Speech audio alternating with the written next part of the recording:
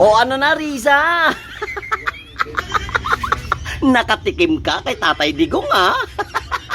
Hindi talaga kayo magkakaintindihan sapagkat iba yung view mo. Yung view ni Tatay Digong, pangmasa, pangbansa. Yung view mo, pampolitika. Yan ang totoo, Riza. Hindi kayo magkakaintindihan sapagkat magkaiba ang pananaw ninyong dalawa. Si Tatay Digong para sa sambayan ng Pilipino at ikaw para sa personal na interes mo. Si Tatay Digong para sa future ng mga kabataan at ikaw ay future ng political career mo. Kaya masasabi kong very firm yung mga statement ni Tatay Digong eh. Kahit anong gawin yung pagtatanong ay hindi mababali eh. Ay nako, if there is really a chance that President Duterte will come back to power, ay nako, iboboto talaga namin yan. At yung pinakamas maganda dyan, uulitin niya pa rin yung ginawa niya noon, dublado pa. Ay nako, eto pag taong bayan ang nagdikta, wala tayong magagawa.